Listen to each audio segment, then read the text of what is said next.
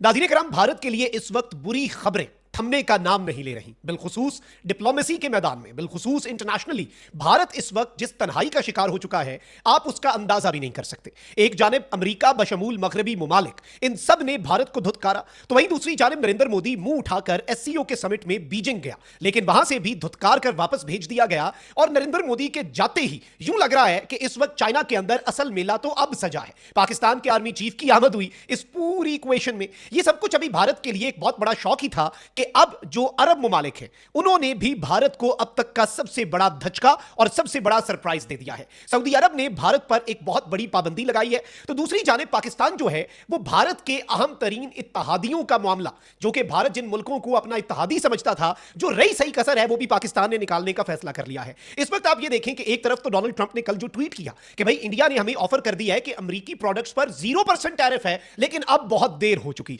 भारत रूस से तेल खरीदता है, भारत रूस से असलहा खरीदता है। अच्छा, अब ये जो स्टेटमेंट है, इसके बाद वेस्टर्न मीडिया ने ये रिपोर्ट किया कि यूनाइटेड स्टेट्स जो है वो अब यूरोप को और अपने जो दीगर इत्तहादी हैं उन्हें भी कन्विंस कर रहा है कि ये जो हमने टैरिफ लगाए हैं ना इंडिया पर, अमेरिका ने इसी तर्ज पर आप भी भारत के ऊपर पाबंदियां लगाएं, ताकि हमारी एक पॉलिसी हो और इंडिया जो है, जो हमारे साथ डबल गेम्स कर रहा है इतने अरसे से, इंडिया को मजा चखाया जा सके। यानी डोनाल्ड ट्रंप सिर्फ खुद नहीं रगड़ रहा, डोनाल्ड ट्रंप अब जो यूरोपियन कंट्रीज हैं उन्हें भी कह रहा है कि भारत को रगड़ा लगाओ। अब वेस्ट तो पूरे का पूरा भारत के हाथ से गया। अच्छा, ऑन दी अदर हैंड आप ये देखें कि नरेंद्र मोदी मुंह उठाकर 7 साल बाद ताल्लुकात ठीक करने बीजिंग गया, चाइना गया, चाइना के अंदर एससीओ समिट में उसने शिरकत की। अच्छा, वहां से एससीओ समिट के बाद अब चाइना की मिलिट्री परेड होने जा रही है। अब चाइना ने इस मिलिट्री परेड में व्लादिमीर पुतिन को इनवाइट किया, पाकिस्तान के प्राइम मिनिस्टर को इनवाइट किया, अपने दोस्त ममालिक को इनवाइट किया, लेकिन इंडिया को इनवाइट नहीं किया। नरेंद्र मोदी को कहा एससीओ समिट अटेंड कर लिया, अब आराम सुकून से अपने जहाज में बैठो और नई दिल्ली जाओ, आराम फरमाओ। अब जरा जो हमारा माहौल सजना है बीजिंग के अंदर, वो तुम टीवी पर ही बैठकर देखोगे। मतलब कितनी बड़ी नरेंद्र मोदी के लिए ये रुसवाई की बात है।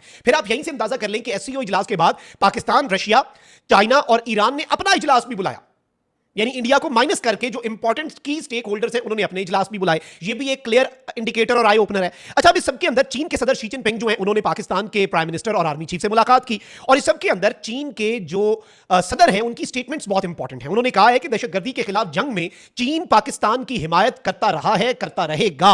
और इस सबके अंदर मैं आपको यह बता दूं कि जो त्यांजिन है, जहां पर एससीओ का समिट हुआ, उसके बाद जो इंपॉर्टेंट मुल्क हैं, चाइना के जो एलाइज हैं, उनके सरबराहान को बीजिंग लाया गया। और इस सब में मैं आपको यह बता दूं कि इस वक्त चीनी दारुल हुकूमत बीजिंग में कयाम के दौरान जो चाइनीज प्रेसिडेंट हैं उन्होंने मुलाकात की, और इसमें चीनी मीडिया यह कह रहा है कि जी पाकिस्तान की मुकम्मल हर दौर में हिमायत जो है उसका ऐलान किया चीन के सदर ने।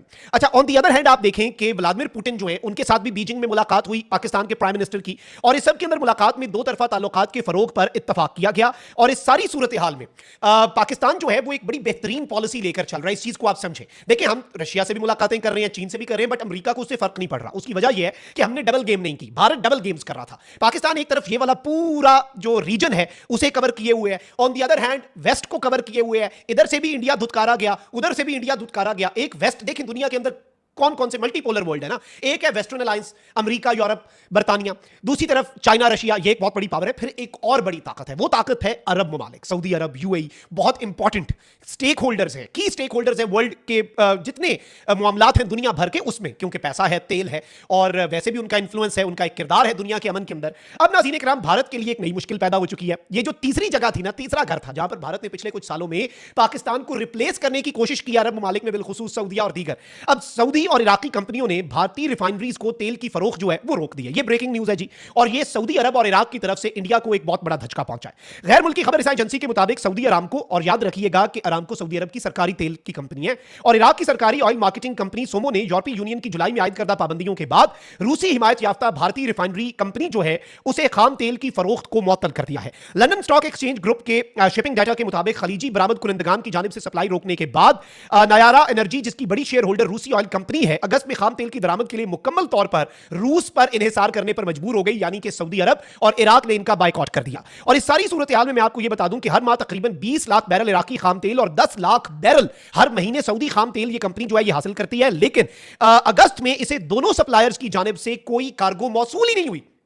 यानी ये पाबंदी इस वक्त पूरा अगस्त का महीना रही और उन्होंने भारत के साथ अपने मामलात को खत्म कर दिया। और ये एक बहुत बड़ी डेवलपमेंट है नाज़रीन कराम, और इसके ऊपर मैं आपको ये बता दूं कि खबर एजेंसी के मुताबिक इंडिया जो है उसने भी इस पर खामोशी रखी, सऊदी अरामको ने भी इस पर कोई कमेंट नहीं दिया, लेकिन डाटा जो है नाज़रीन कराम वो इस जानिब एक बहुत क्लियर इंडिकेशन कर रहा है कि इंडिया को एक लीटर जो है ना, वो भी तेल, खाम तेल जो है वो नहीं मिला। बैरल्स और लाखों मिलियंस ऑफ बैरल्स हर महीने आता था, हर महीने आता था इराक और सऊदीया की तरफ से। लेकिन इंडिया को वहां से भी धचका लगा है। यानी अब अरब ममालिक जो हैं वो भी इंडिया को टफ टाइम दे रहे हैं। इस रीजन के अंदर रशिया इंडिया का एक बहुत बड़ा एलाय है, लेकिन रशिया भी अपनी न्यूट्रलिटी की पॉलिसी रखे हुए है। मसला ही इंडिया के साथ ये हुआ कि पाकिस्तान के जो दोस्त थे ना, वो पाकिस्तान के साथ डट के खड़े हो गए। उन्होंने कहा हम आपके साथ हैं इंडिया को तुनने के लिए। इंडिया के जो दोस्त थे जिनसे इंडिया एक्सपेक्ट कर रहा था वो हो गए न्यूट्रल। उन्होंने कहा ठीक है जी, हम सुलह कराते हैं, हमारे पाकिस्तान से भी अच्छे ताल्लुक आते हैं। और ये शिकस्त होती है कि आप 10 बंदे लेके आए लड़ने के लिए, दूसरी पार्टी 10 बंदे लेकर आए लड़ने के लिए, उसके तो 10 साथी लड़ने के लिए तैयार हो, आपके 10 साथी जो हैं वो आके कहीं हम सुलह कराते हैं, आप तो फिर पोजीशन ऑफ वीकनेस में आ गए, पोजीशन ऑफ स्ट्रेंथ आप लूज कर गए। अब नरेंद्र मोदी की अजीबो-गरीब हंसी और जो उसने बीजिंग के अंदर हरकतें की, उसका मजाक इंडिया के अंदर भी उड़ रहा है। और अब वो कह रहे हैं कि भाई नरेंद्र मोदी को माइनस कर दिया, पाकिस्तान आर्मी चीफ इक्वेशन में आ गया, ये हो गया, वो हो गया। इस वक्त इंडियन मीडिया पागल हो चुका है और अब वो ये बात कर रहे हैं कि मुंह चुक के 7 साल बाद चाइना जाने की जरूरत क्या थी, इतनी भी क्या फ्रस्ट्रेशन थी। लेकिन वो क्या करें, कोई तो घर रखना है ना इंडिया ने। भाई वेस्ट ने ठोकर मार दी, इस रीजन के अंदर जो पावर्स हैं चाइना, रशिया, उन्होंने ठोकर मार दी और अरब ममालिक जो है उन्होंने भी ठुड्डा करा दिया। और ये सऊदी अरब की तरफ से बहुत बड़ी पाबंदी है। ये सरकारी तेल की कंपनी है सऊदी अरब की, अरामको। जाहिर बात है सऊदी अरब ने यूरोप और अमेरिका की जो पाबंदी है उनके साथ कंप्लाई करना है, और ये एक बहुत बड़ा मूव है। अच्छा, ऑन द अदर हैंड आपको मैं ये बताऊं कि अजरबैजान और आर्मेनिया के दरमियान बहुत पुराना तनाज़ है। अजरबैजान ने पाकिस्तान और भारत की जंग में पाकिस्तान का खुलकर साथ दिया, इसमें there is no other point के भाई कोई नहीं दिया उन्होंने साथ। इंडिया ने कहा अजरबैजान और तुर्किया का बाइकआउट करेंगे। इंडिया ने इवन अजरबैजान को तंग करने के लिए यह कहा कि हम आर्मेनिया को हथियारों की सप्लाई मजीद बढ़ा देंगे। अब डोनाल्ड ट्रंप ने अजरबैजान और आर्मेनिया के सुदूर को बिठा के अमन करा दिया, मुआहदा करवा दिया व्हाइट हाउस में। उसके बाद पाकिस्तान ने आर्मेनिया के साथ, चूंकि अजरबैजान की वजह से हमने आर्मेनिया को रिकॉग्नाइज ही नहीं किया था, लेकिन अब अजरबैजान हमारे दोस्त मुल्क के, उनके साथ ताल्लुकात ठीक हुए, तो पाकिस्तान ने भी अजरबैजान के कहने पर उनके साथ डिप्लोमेटिक रिलेशंस अपने वापस स्टार्ट करने का ऐलान कर दिया है। लेकिन अब नाज़रीन इकराम मैं आपको यह बता दूं कि अजरबैजान जो है वो उसके और पाकिस्तान के साथ आर्मेनिया के जो ताल्लुकात नॉर्मलाइज हुए हैं, उसके बाद Armenia is going to cancel Indian weapon purchase. यानी आर्मेनिया जो इंडिया से वेपन्स की परचेज कर रहा था, उसमें बड़े पैमाने पर कैंसिलेशन के जो ऑर्डर्स हैं और जो वो इस वक्त आर्मेनिया की तरफ से जारी होंगे। क्योंकि एक तो ये चीज आप समझें,